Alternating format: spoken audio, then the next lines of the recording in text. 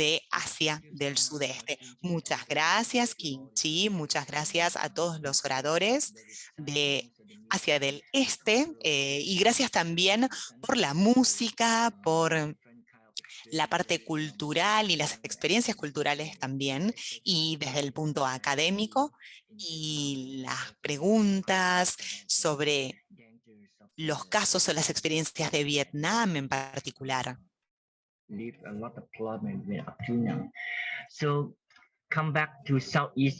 Entonces, volviendo a Asia del Sudeste, que también tiene una gran población, hace unos 30 o 40 años, cuando yo era joven, aprendí que más de 80% de la población de la región de Asia del Sudeste eran campesinos, eran agricultores, pero ahora que han pasado los años, se ha reducido solo al 30%, o sea que estas cosas siguen ocurriendo, ocurren en muchos lugares, y también están cambiando los métodos de producción por la modernización y por muchos problemas que han empezado a ocurrir en los últimos 30 o 40 años. Ahora tenemos nuevos oradores para esta sección, una oradora de Filipinas, de la comunidad Lumad, luego un segundo orador de Indonesia y en tercer lugar de Tailandia, de la parte norte de Tailandia. Tenemos una hora como para saber qué es lo que ocurre en Tailandia, en Filipinas y en Indonesia, y si quedan algunas preguntas, podemos también ampliar en las preguntas y respuestas al final. Entonces, la primera oradora que me gustaría presentar es la señorita Kat Dalon, que es estudiante de Lumat Manobo, de la Universidad de Filipinas. También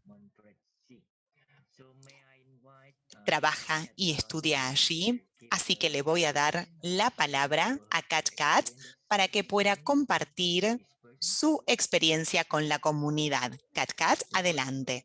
Saludos militantes a todos, soy Kat, soy Lumad de Filipinas y alumna de la escuela Backwit de la red Salvar Nuestras Escuelas. Esta noche voy a compartir nuestras historias. Me gustaría mostrarles la situación de los pueblos indígenas Lumad en Mindanao y por qué estamos luchando. Próxima diapositiva. Lumad es un término colectivo para los grupos indígenas de Mindanao.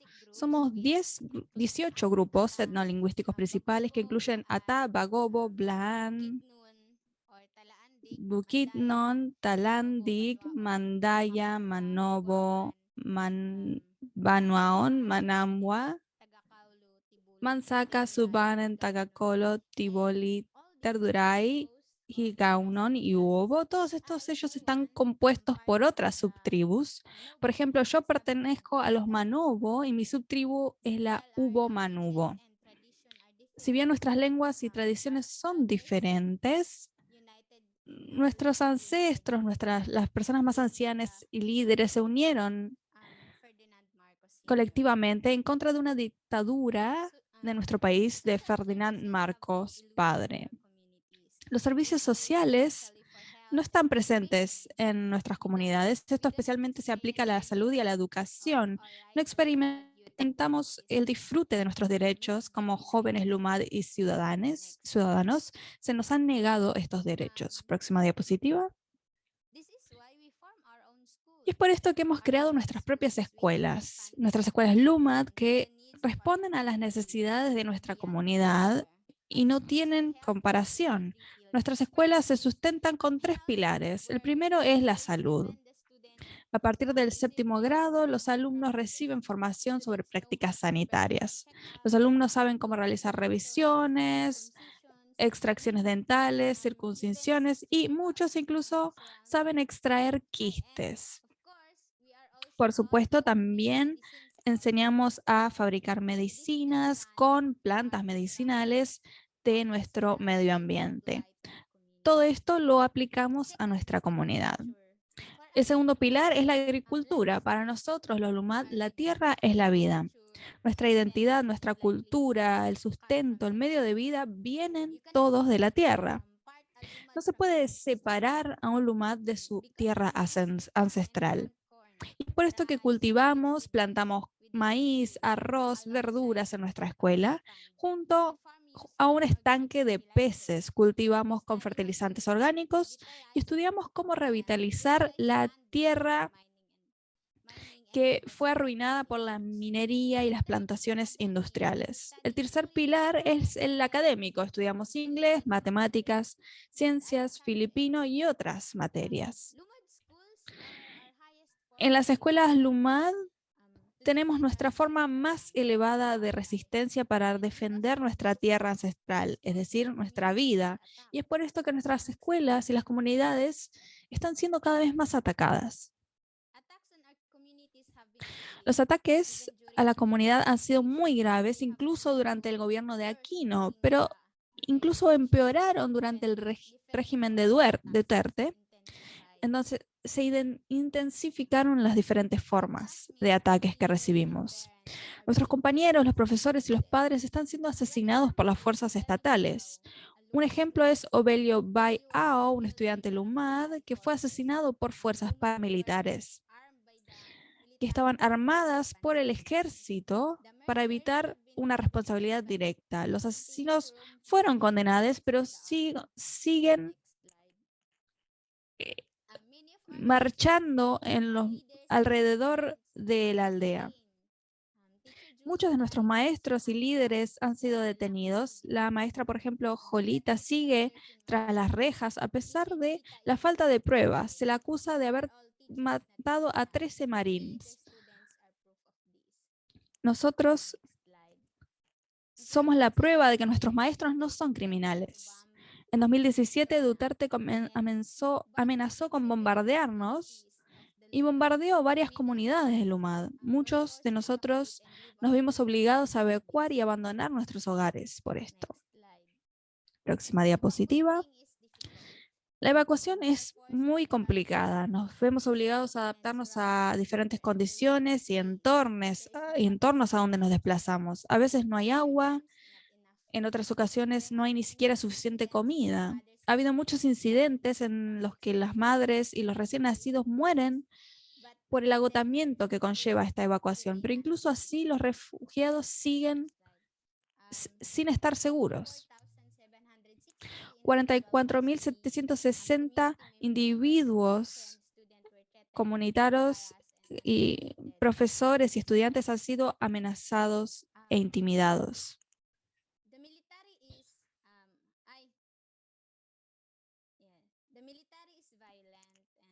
Los militares son violentos, incluso ha habido incidentes de tortura, incluso de niños, y algunos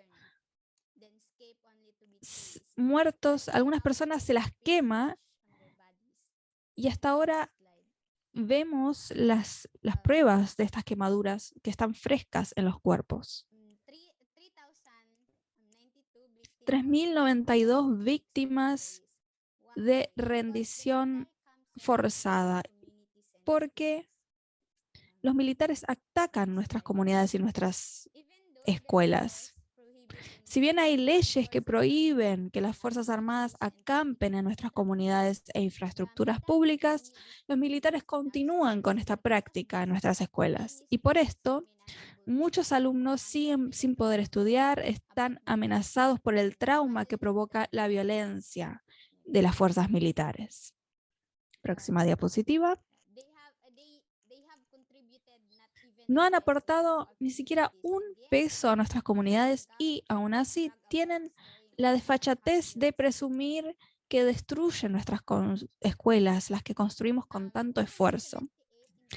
178 escuelas indígenas han sido clausuradas, 5.579 estudiantes se les quitó el derecho de estudiar. Hay 216 escuelas LUMAD en Mindanao y todas siguen cerradas en medio de la pandemia porque el Departamento de Educación denegó los permisos a pesar de que los requisitos estaban siendo cumplidos. Esto se debe a una orden ejecutiva número 70 en la que los organismos gubernamentales, el Departamento de Educación y las Fuerzas Armadas de Filipinas conspiran para destruir nuestras comunidades. Afirman que persiguen a los terroristas, pero en realidad somos nosotros quienes nos convertimos en el objetivo principal de los ataques. Esto es prueba de que seguimos estando inseguros incluso en los centros de evacuación. Siguen atacándonos. Próxima diapositiva. Y entonces ahora hablemos de los ataques que recibimos durante la pandemia. Tenemos una persecución de los voluntarios y de los dirigentes. Es algo que sigue generalizado. Algunos estudiantes deberían haber vuelto a sus hogares, pero fueron abordados y supuestamente rescatados por los militares, que en realidad estaban acosando a estos estudiantes.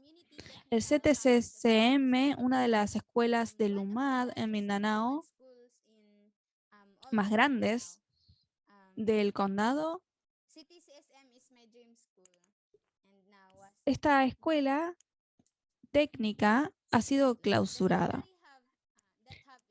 Los militares que han acampado en nuestras comunidades acribillan nuestras casas a balazos y dejan muchos heridos. Próxima diapositiva. Próxima diapositiva.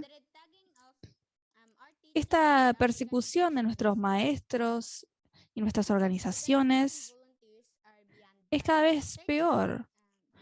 Sir Chad, este es Sir Chad, que fue una de las personas asesinadas en la masacre de New Bataan, donde profesores y trabajadores de la comunidad fueron masacrados. Y se utiliza esta excusa de comunista, para asesinarlos. Próxima diapositiva. Próxima diapositiva. Aquí estamos hablando de la persecución a personas supuestamente comunistas.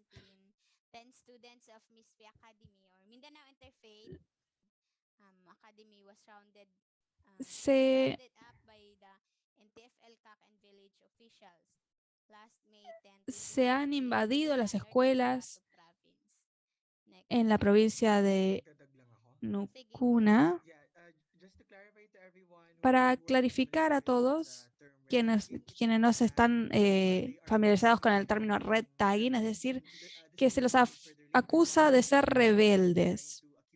Y es por esto que el gobierno los persigue, y aquí este término NFT-ECLAC significa la Fuerza Nacional para ponerle fin a los conflictos armados, un grupo de tareas del gobierno filipino como parte del programa anti-insurgencia. Se está aterrorizando a personas indígenas y a estudiantes. Uno de nuestros estudiantes y amigos fue asesinado este año cuando estaba realizando un trabajo comunitario en Mindanao, y fue un asesinato organizado por el NFTF-ECLAC.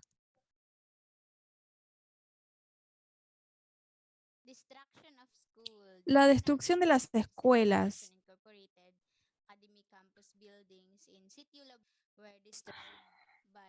Estas escuelas fueron destruidas por parte de miembros de un grupo paramilitar Bagani el 26 de agosto pasado, 2020, perdón. Próxima diapositiva.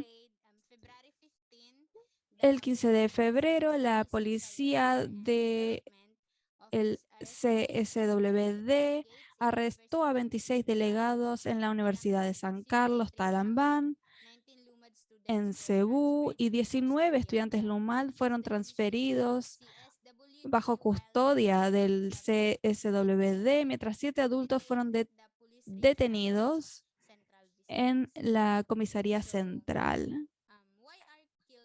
¿Por qué nos están atacando? Estos ataques son cada vez más intensificados. Si vemos la historia, la razón por la que las escuelas han sido la mayor forma de resistencia es porque nuestros padres todavía no pueden ser expulsados de nuestras tierras. 100, eh, imaginen estas 100 hectáreas.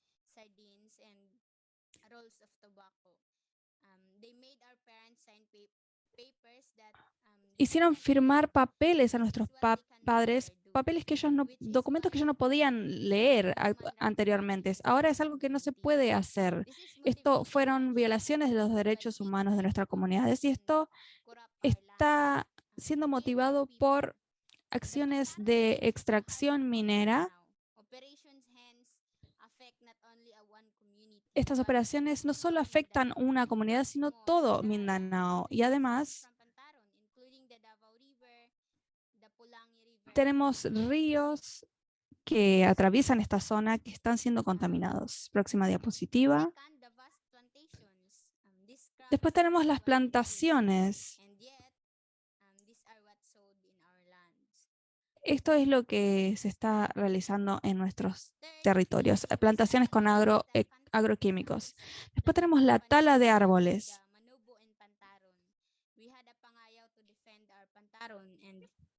Estuvimos movilizándonos para defender nuestro territorio de las talas también. Próxima diapositiva. También tenemos los diques, y la producción eléctrica no está beneficiando a los LUMAD, sino que se realiza para estas empresas.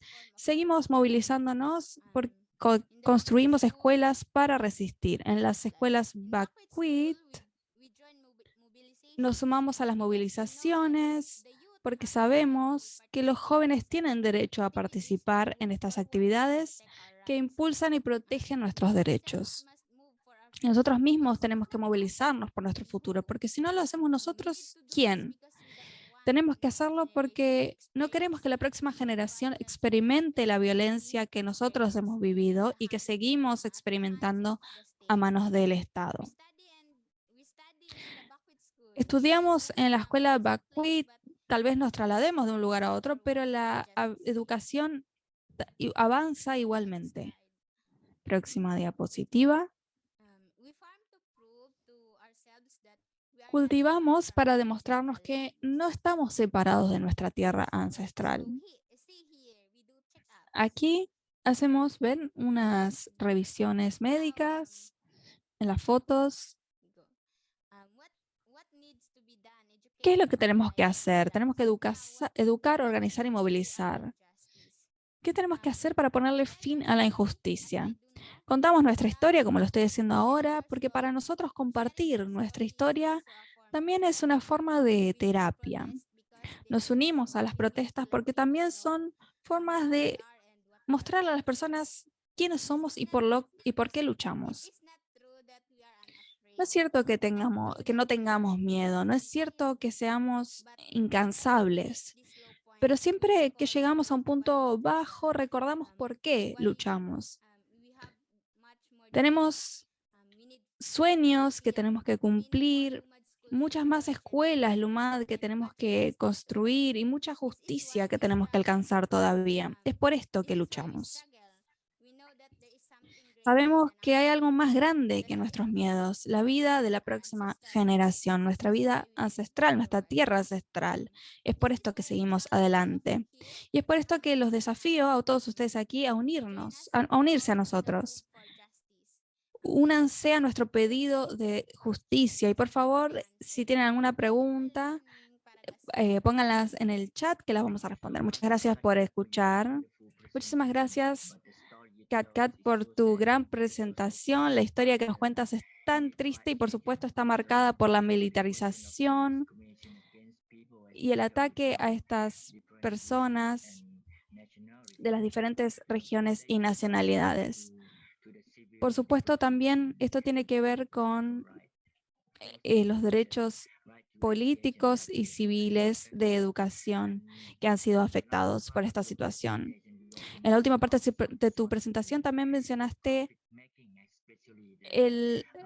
la generación de beneficios mediante la construcción de presas, de minería, toda esta generación de ganancias para otras personas que no son parte de la comunidad. Esto suena muy similar a lo que ocurre en otros países también. Vamos ahora al segundo orador. Voy a presentarles a Yani Srimulyani de Serikat de Indonesia, que va a hablar sobre la lucha por una línea de unión de los campesinos de Pasundan. Así que le damos la palabra. Adelante. Pertama, saya akan menjelaskan terkait sekilas sejarah Serikat Petani Pasundan.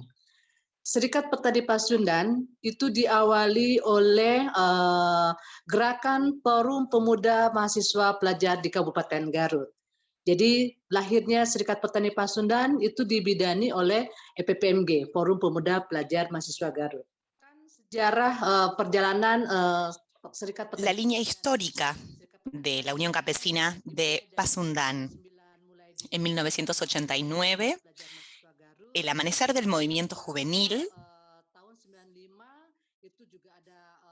formó el Foro de Jóvenes y Estudiantes en el distrito de Garut, llamado FPPMG. 1995, la fundación llamada Transformación para el Desarrollo del Pueblo, un esfuerzo de la FPPMG por el establecimiento de la Fundación del Desarrollo Civil. Luego, en el año 98-99, formación de escalamiento horizontal. Los activistas juveniles y estudiantes formaron otro movimiento de foros juveniles. Pasundan, la isla de Java Occidental, en la historia del pasado, la reforma agraria como lucha central del SPP. La reforma agraria se basa en la tierra para el pueblo, que es una forma de que cada campesino sea dueño, trabaje y mantenga la preservación de la naturaleza, que es la fuente de la vida. Hay tres procesos principales de reforma agraria. En primer lugar, la redistribución de la tierra para los cultivadores, que es la redistribución de la tierra a los campesinos y a los pequeños propietarios. En segundo lugar, la mejora de los servicios naturales como un esfuerzo por mantener el equilibrio de la naturaleza para no dañarla. Y en tercer lugar, la disposición de la producción conjunta. Garantizar un aumento en la producción. Un acuerdo de producción conjunta es un esfuerzo por reorganizar los tipos de producción que se van a generar, a producir para el consumo y para la distribución. Lingkungan hidup untuk pemenuhan kebutuhan manusia dan ekosistem lainnya secara adil, layak dan berkelanjutan. Jadi tadi itu di perjalanan SPP itu visi misinya itu seperti itu. Nah, tadi di tahun 95 EPPMG telah melahirkan yang namanya yayasan PEMAS ya namanya, Yayasan Pengembangan Masyarakat, yang mana sebagai subpencedah SPP, dan sampai sekarang SPP lahir merupakan satu organisasi petani yang miskin dan menderita. Jadi kemiskinan dan penderitaan petani itu disebabkan karena memang tidak memiliki lahan yang cukup untuk bertani. Dan tadi juga sudah disebutkan di sejarahnya SPP itu bahwa di tahun 98-99 SPP mempunyai organ pendukung dari Garut, mulai PPMG, EPMR, dan farmasi di 3 kabupaten. Dan di tahun 2000 itu tadi sejarah SPP mulai dideklarasikan, mulai dinamakan namanya Serikat Petani Pasundan yang dimotori oleh beberapa tokoh petani, aktivis, dan pemuda di Garut. Nah, SPP fokus pada isu reforma agraria.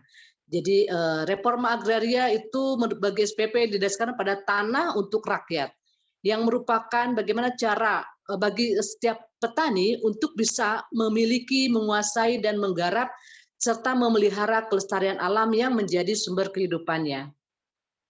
Nah, ada beberapa proses el rol o el papel de la mujer en la lucha por la reforma de la tierra de Pasundan. La responsabilidad de las mujeres es la misma que la de los hombres en la realización de esta lucha por la reforma agraria. La división de roles y responsabilidades debe ocurrir como primer paso hacia una sociedad justa y democrática. El papel de la mujer es muy grande, desde el comienzo de la tenencia de tierra hasta la estructuración de la producción y los esfuerzos para influir en las políticas tanto a nivel de la aldea como a nivel nacional. La participación de las mujeres no es solo una cuestión de cultivar la tierra, sino de trabajar en actividades organizativas desde la educación hasta la toma de decisiones. El surgimiento de mujeres líderes en la aldea es imprescindible para SPP. Nah, El principio básico y la estrategia de lucha del SPP. Hay 3 principios del espíritu de lucha de SPP: el sentido del destino, de la camaradería y de la lucha. Apoyo a la actividad, por un lado, abogar por la tenencia de la tierra estatal por y para el pueblo, incidencia política de la reforma agraria, educación política y liderazgo para los campesinos y otras comunidades agrarias, mejoramiento de los servicios naturales y arreglo de la coproducción y aumentar la autosuficiencia y la construcción de un negocio económico conjunto.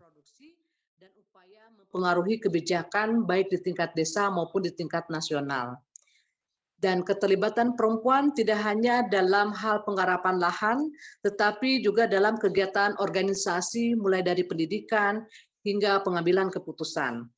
Dan munculnya tokoh-tokoh perempuan di SPP ataupun di desa-desa itu merupakan satu keharusan buat di SPP.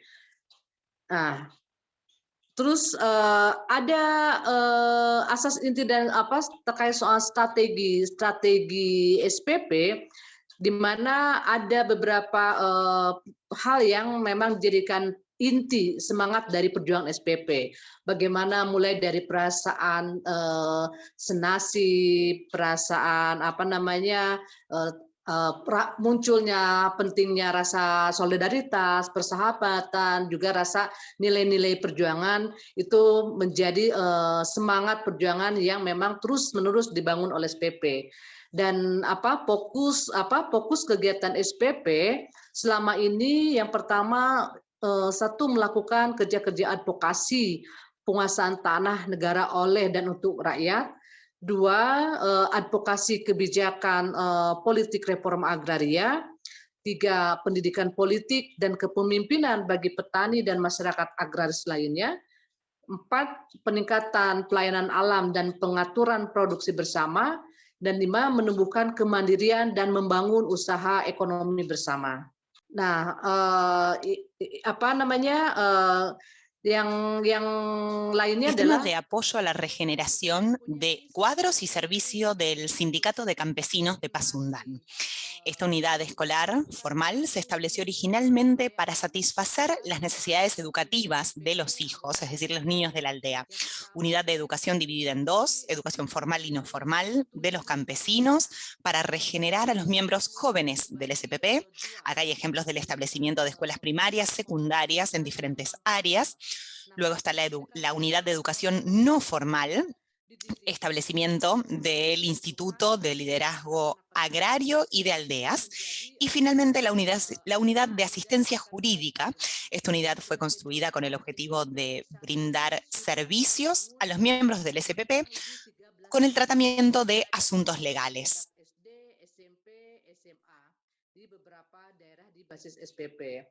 Lalu juga satu unit pendidikan non formal itu SPP juga mempunyai satu institut kepemimpinan desa dan agraria itu yang diberikan untuk para pimpinan-pimpinan SPP yang ada di beberapa OTL atau di beberapa basis daerah-daerah SPP. Serta SPP juga memberikan unit pelayanan hukum, di mana unit ini dibangun dengan tujuan untuk memberikan pelayanan kepada anggota SPP di dalam menangani persoalan-persoalan masalah hukum. Nah, sehingga dari unit-unit sistem pendukung yang SPP dirikan selama ini, sehingga itulah yang membuat kerja-kerja SPP senantiasa bisa terus berjalan dan bisa terus bertahan sampai sekarang. Nah, Sebagai contoh, misalkan di situasi pandemi, apa yang dilakukan oleh SPP dalam menangani pandemi yang kurang lebih selama ini hampir mau masuk 2 tahun lebih ya, 2 tahun lebih. Karena prinsip SPP, asas yang dijunjung tinggi, bagaimana menumbuhkan solidaritas, bagaimana menumbuhkan rasa persahabatan antara masyarakat di desa dengan di kota, dengan beberapa multisektor.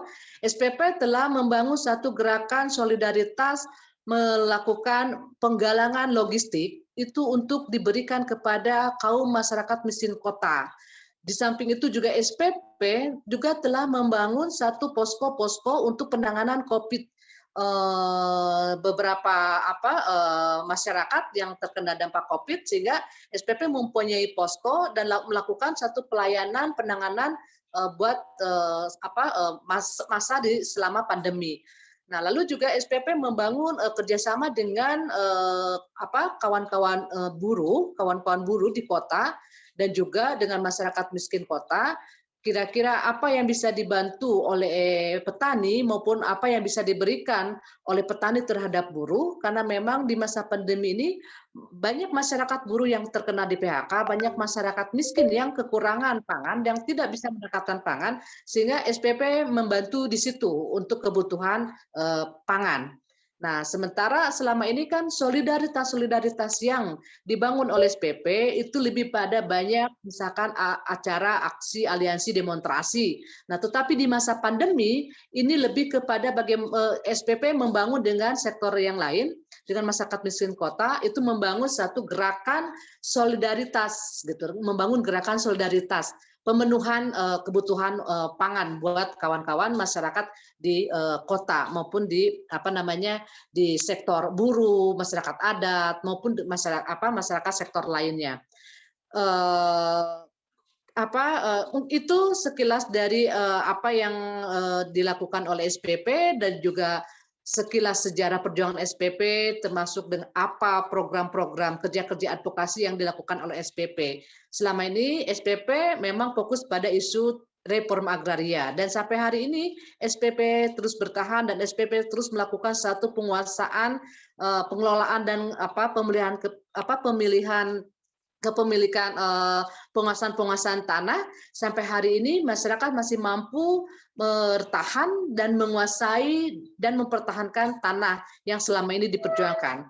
Dan dari hasil perjuangan tersebut, SPP mampu membangun satu nilai-nilai kemandirian, kemandirian ekonomi, dan mampu memberikan kontribusi, mampu memberikan juga membantu kepada masyarakat-masyarakat di luar yang memang masyarakat yang masih banyak tidak memiliki lahan. Nah, ini slide terakhir, ini merupakan generasi muda Serikat Petani Pasundan yang pada saat itu ikut terlibat dalam aksi demonstrasi di dalam mendorong kebijakan terkait soal reform agraria. Saya pikir saya dicukupkan sampai di sini presentasinya. Semoga bahan presentasi ini bisa kawan-kawan semua bisa dibaca karena ada teks yang menggunakan bahasa Inggris. Sekian dan terima kasih. Selamat malam, salam sejahtera, hidup petani, hidup masyarakat adat, hidup masyarakat miskin kota, hidup semuanya. Thank you so much, Yani. Muchas gracias, Yani. Yani, del Serikat Petani Sandusan de Indonesia. Lamentamos haber no podido hacer la traducción por no poder haber entendido las palabras, por haber estado hecha la presentación en Bahasa, pero agradecemos muchísimo la participación. One of the very interesting case study for others to learn. From what I heard, the SPP is the organization set up in 1995 by the group of young people, and that become the seed of democracy, also grow up to be the movement for ha crecido hasta lograr ser un grupo de gran relevancia. Si tienen alguna pregunta, pueden también ir escribiéndola en el chat y vamos a abordarlas al final. Próxima oradora, entonces, de Tailandia. Association. Impact is an acronym. Nitaya Ercana, directora de Impact, que es el grupo de pueblos montañosos abordando la educación y la cultura en Tailandia. Va a estar hablando de la gestión de los recursos naturales en Tailandia. Entonces, adelante, tienes la palabra, Nitaya, y tienes 15 minutos. Buenas tardes a todos. Mi nombre es Nitaya. Me pueden llamar Ni, que es más fácil. Vengo de las comunidades del norte de Tailandia y trabajo con la organización que trabaja también con jóvenes, con la juventud, estableciendo diferentes programas, especialmente en el norte de Tailandia. Hoy me gustaría hacer una pequeña presentación sobre parte de las temáticas que abordamos, pero ¿me pueden ayudar a compartir la pantalla? Entonces, como para darles un poco de información acerca de los pueblos de Tailandia, hay más de 60 grupos étnicos en realidad en Tailandia, pero decimos que hay 45 grupos étnicos que se autoidentifican como pueblos indígenas. Even though they are recognized, they already endorsed the UNDRIP already, but they still not recognize that we are indigenous people in Thailand. Hay muchos pueblos que todavía no están reconocidos en Tailandia y pueden ver la cantidad de personas que hay, el porcentaje de las áreas forestales, y ya les hice una presentación de las áreas forestales y las áreas de biodiversidad en donde estamos ubicados. Hay un código de color y ven que en ambos mapas, en realidad en el segundo mapa, muestra en verde la parte forestada, que es la casa y el hogar a un gran porcentaje de la población. De esas cifras, el 80%, repito, son estas comunidades indígenas. Como pueden ver, nuestro gobierno tiene una política para aumentar el área forestada y llegar a un 40%. Actualmente están tratando de declarar áreas, una mayor cantidad de áreas, para que sean áreas protegidas. Estamos todavía en trabajos para lograrlo. Para nuestros pueblos indígenas, y esto creo que también ocurre en otros países, tenemos una relación muy cercana con los recursos naturales, con la tierra, ya que vivimos en la tierra de nuestros ancestros también, con esta relación tan estrecha que ellos tenían con la naturaleza. En la parte norte e incluso en la parte oeste de Tailandia, los pueblos indígenas ocupan más del 80% de nuestra biodiversidad y tienen muchísimos recursos naturales, así como también tienen profundas conexiones espirituales, culturales, sociales y económicas con la tierra. En la imagen que les muestro aquí, creo que si algunos de ustedes ya visitaron algunos de los sistemas agrícolas que tenemos, esta se llama la agricultura de la protección. En nuestra práctica podemos rotar los cultivos,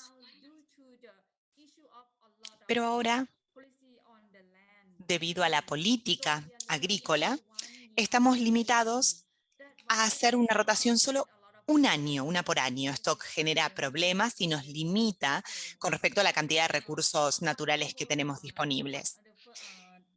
Y presenting about the situation on the pesticide, no? There are a lot in the farmland. I think that from our experience and creo our que a partir de nuestra experiencia, de nuestro estudio, estamos tratando de hacer este tipo de cultivo para proteger nuestra tierra, pensando no solo en los humanos, sino también en la vida silvestre de esos bosques, de esas zonas.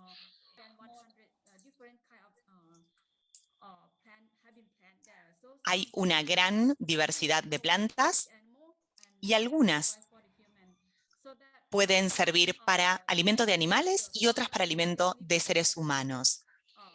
Es decir, que no habría problema en vivir en conjunto, en convivir con animales y con insectos. Se puede vivir en conjunto.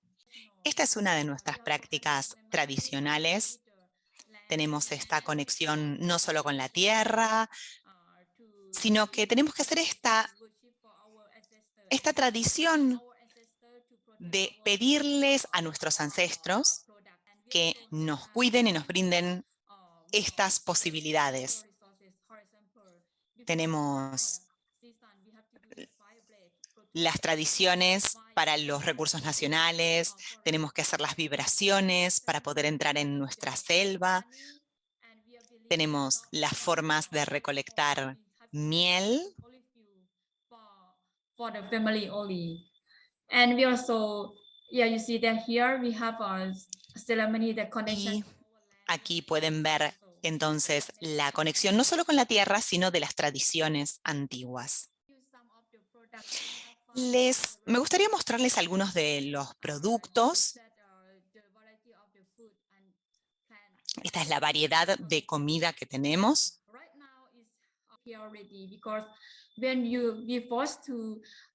Ahora ha desaparecido parte de esta variedad porque cuando no nos permiten hacer las rotaciones de cultivos como hacíamos previamente, ya no podemos tener las condiciones del suelo como para cultivar todo esto.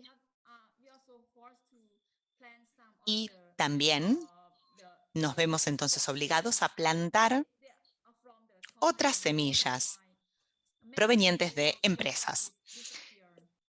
Así que parte de esta producción actualmente está desapareciendo.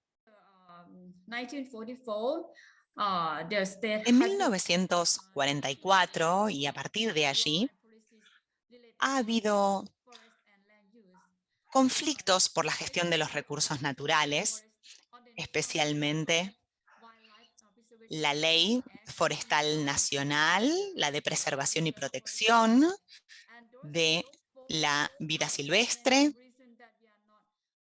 y estas son algunas de las razones por las que no podemos acceder a la tierra como solíamos hacerlo. Hay algunos derechos que no se nos están respetando y ahora el gobierno no está aceptando algunos de nuestros derechos, como por ejemplo la rotación de los cultivos, y esto ha creado conflictos dentro de la comunidad, entre comunidades y entre las personas que viven en diferentes áreas. Y están poniendo en peligro la seguridad alimentaria, así como también la seguridad de vida, porque ya no podemos plantar como queremos y muchas veces tenemos que comprar los productos y no necesariamente tienen el dinero para ir a comprar estos productos. Estamos limitados y ahora hay un proyecto en nuestra área para poder abordar mejor estas limitaciones. Próxima diapositiva, por favor. Perfecto. Entonces, por eso es que ahora estamos tratando de tener un proyecto para coordinar estas áreas de manera conjunta. Por eso lo llamamos gestión conjunta. Hemos estado recibiendo fondos como para poder promover estas actividades y promover el involucramiento de muchas personas en estos proyectos. Aquí la idea es establecer un modelo de gestión conjunta de las áreas protegidas para que otros lugares puedan aprender o también implementarlo, así como también mejorar la capacidad de los líderes y de las organizaciones involucradas a nivel comunitario. Los enfoques principales es, bueno, en primer lugar, tener un enfoque participativo,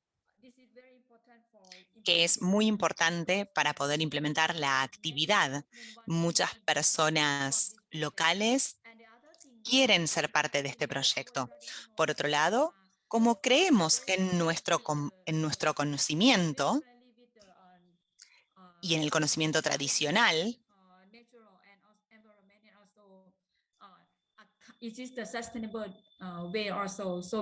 pensamos cuál es la forma más sostenible y es por eso que hacemos la combinación de ambas. En este proyecto estamos implementando programas. Como saben, en esta provincia es una provincia donde hay la mayor cantidad de personas de pueblos indígenas presente. Viven allí, en esta provincia. En esta área, en los últimos 10 años, hubo muchísimos conflictos. Desde que se la declaró un parque nacional y de acceso limitado. Entonces, se cambió completamente el sustento de vida para que sea más dependiente del exterior. Hay un conflicto entre las comunidades de las tierras altas y las tierras bajas. Hay una falta de agua, se está utilizando químicos y también hay una falta de mecanismos de gestión conjunta. El gobierno local no tiene una estructura para pueblos indígenas, no les permiten la participación. También hay una falta de colaboración entre comunidades locales y agencias gubernamentales. Hay una regulación de los parques naturales y nacionales y del uso de recursos terrestres que afecta la agricultura local y también durante esa época hubo muchos incendios forestales en el Parque Nacional y se expandió a las áreas de cultivo de las aldeas. Otro de los problemas es una expansión de las áreas agrícolas y también hay personas que están recolectando productos forestales dentro del Parque Nacional y han sido perseguidos. Próxima diapositiva, por favor. Este es un gran desafío para nosotros porque necesitamos trabajar más estrechamente con el Parque Nacional para tener algún tipo de mecanismo comunitario para trabajar en conjunto. Es por eso que tenemos que debatir mucho con el Parque Nacional, con las autoridades locales y tener un proceso para trabajar mucho más en la comunidad, para que la comunidad pueda analizar la situación y desarrollar una capacidad para que los líderes puedan demarcar sus territorios y desarrollar un mapeo para implementar los conocimientos indígenas y, cómo decirlo, para poder negociar con las autoridades locales también. Entonces, invertimos muchísimo tiempo, más de un año, en este proceso de comité de liderazgo con la participación de los parques nacionales y de las autoridades locales y finalmente pudimos generar un mapeo, una regulación del territorio. Como decía, este es el proceso que estamos haciendo para recolectar información. Lo estamos haciendo junto a los funcionarios del Parque Nacional, porque si hacemos un análisis individual por nuestra cuenta, no va a ser aceptado. Tiene que tener un proceso colectivo con las autoridades. Finalmente, luego de haber realizado este proyecto, La relación entre las diferentes comunidades de las tierras más altas y más bajas se ha mejorado bastante y ahora a nivel regional hemos establecido un mecanismo para trabajar en conjunto para poder resolver los problemas. Los líderes comunitarios pueden trabajar para trabajar con un comité de áreas protegidas. En cada reunión que tienen las autoridades, tienen que invitar a un miembro de la comunidad para el proceso de toma de decisiones. Entonces, esto es un paso muy importante, es una lección aprendida que tenemos que asegurarnos de la participación de las personas, de las comunidades en los comités nacionales y otros tipos de organizaciones. Es lamentable que no haya otros parques nacionales que presenten este tipo de conocimientos.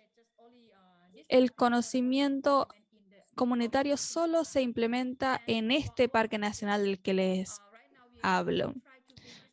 Ahora en la organización estamos intentando llevar este modelo a otras áreas acuíferas y esperamos que en el futuro este modelo se expanda mucho más a nuestra comunidad nacional para resolver los problemas existentes. Si bien las leyes gubernamentales no son aceptables, a nivel local sí están siendo aceptadas. Entonces, estamos trabajando lentamente para alzar nuestra voz y generar un cambio a nivel comunitario.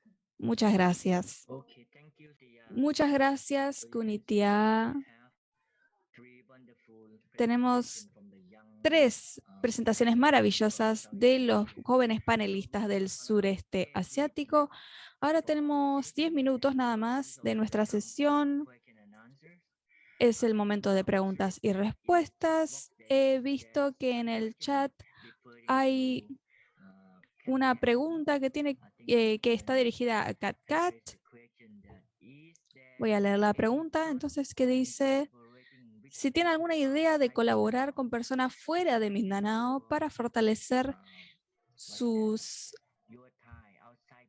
vínculos fuera de Mindanao y también para aportar más claridad a la cuestión. Así que si alguien la quiera contestar. Sí. Naisip na daw ba natin magkaroon ng mga alyansa sa ibang mga organisasyon sa labas ng Mindanao? So siguro pwede mo kwento yung sa Bakwit School, SOS, Lakbayan. Sige. Translate. El orador estaba traduciendo a CatCat. Hindi lang po yung mga organisasyon ay una yung sumusuporta at tumulong upang mabuo ang mga lumad schools. La oradora está hablando en otro idioma que no podemos traducir por ahora. Halimbawa katulad ng University of the Philippines, ano pa ba? Kalimutan ko yung ibang school, pero yung maraming mga universidad, mga taong simbahan, mga organisasyon dito sa Kamaynilaan ang tumulong upang mabuo ang mga eskwelahan, upang maitaguyod ang mga eskwelahan. Tapos ayun, nagkaroon ng lakbayan noong simula noong 2015 para ipanawagan at ikwento sa mga tao kung ano yung kalagayan ng pambansang minorya sa buong Pilipinas. Ayun po. Alright, just to translate for CatCat, she was explaining how in the first place... CatCat explicaba que las escuelas LUMAD se construyeron en los 80 por parte de académicos, activistas y las comunidades en sí mismas y también las comunidades religiosas, y vimos las mismas alianzas, la misma solidaridad cuando se construyó la escuela Bakwit. La escuela Bakwit, de hecho, es algo que significa escuela de evacuación en el idioma local. Y si bien se están militarizando las escuelas actualmente, tuvieron que recurrir a la evacuación. La escuela Bakwit fue creada durante una protesta, de hecho. en Lakbayan. Estas comunidades se juntaron para protestar y querían que los estudiantes, como no tenían más escuelas, se juntaran para estudiar en esta escuela temporal, en donde los académicos, los estudiantes de fuera de Mindanao se pueden voluntariar, presentar como voluntarios para enseñar. Entonces, esto dio paso a las escuelas Lumen y también a la escuela temporal de Backwit en Manila. Bien, entonces había otra pregunta para Takeshi que tiene que ver con el plan de los pueblos para el siglo XXI. El PP21 también es una plataforma amplia de intercambio mutuo de experiencias en términos de las luchas, del desarrollo de alternativas y de otros aspectos. También es una plataforma para el desarrollo de solidaridad transfronteriza entre los pueblos que están luchando y para mostrar apoyo los unos con los otros. Es por eso que yo dije que esta es la plataforma de la que podemos aprender los unos de los otros para poder presentar nuestro apoyo o recibir apoyo de alguien más. ¿Hay algún otro orador o participante que quiera realizar alguna pregunta? Tenemos todavía un par de minutos. A mí me gustaría sí agregar una cosa. Para resolver los problemas tenemos que basarnos en la capacidad de las comunidades, porque tenemos experiencia de que los pueblos están desarrollando proyectos para resolver el problema, pero los mecanismos no son sustentables en general, los que no están generados por las comunidades, porque las comunidades no están siendo tenidas en cuenta. Entonces yo soy parte de este pueblo y me parece que si estamos intentando fortalecer y desarrollar las capacidades de las comunidades, hay que dejar que las comunidades resuelvan los problemas por ellas mismas, porque lo van a hacer de manera sustentable. Realmente creo que nuestros conocimientos tradicionales son un elemento que podemos utilizar para resolver los problemas por nuestra propia cuenta, porque fue conocimiento transferido por miles de años. Conocemos los bosques, sabemos cómo vivir en los bosques y también cómo vivir de manera sustentable. Así que sí, se tienen en cuenta nuestras prácticas y nuestros conocimientos, me parece que podemos vivir de manera pacífica y de manera sustentable. Eso era lo que quería agregar. Muchísimas gracias, Nitaya. También nos recordaste que los pueblos indígenas son tabú aquí en Tailandia porque el gobierno no los acepta. En realidad, en lugar de hablar de pueblos indígenas, se refiere a ellos como tribus de manera discriminatoria. Y de hecho se los asesina y se los persigue para que participen de la toma de decisiones. ¿Algún otro comentario o pregunta para las presentaciones del sureste asiático? Sí, señor Takeshi, adelante. Me gustaría hacerle una pregunta a Sunita. Si hay alguna forma de entregar un certificado para la educación en su cultura, porque yo he visto en Canadá que se estudia la educación basada en el territorio para la promoción de las comunidades indígenas y las no indígenas para que comprendan el significado de su cultura.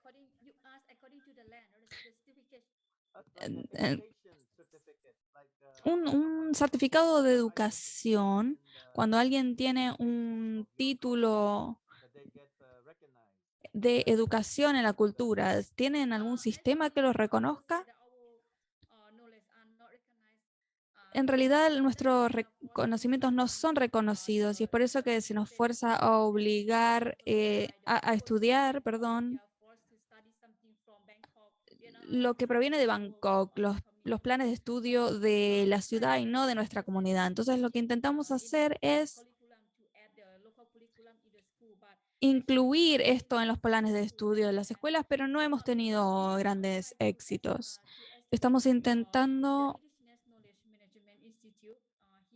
establecer un instituto nacional dentro de nuestra organización y creemos que podemos aprender de todas formas, no solo en las escuelas, sino dentro de las comunidades también, por parte de las personas sabias de la comunidad. Entonces, todavía estamos en proceso de desarrollar el plan de estudios. Ya tenemos nuestra propia escuela a nivel comunitario, pero intentamos registrar la escuela en el centro comunitario para poder obtener certificados del gobierno, pero todavía no hemos podido constituir un certificado de educación superior. Muchas gracias por la respuesta. ¿Le respondí a la pregunta, Takeshi? En el mientras tanto, se está intentando suprimir las alternativas que estén desafiando la educación mainstream. Por eso es esta situación tan difícil para las comunidades indígenas.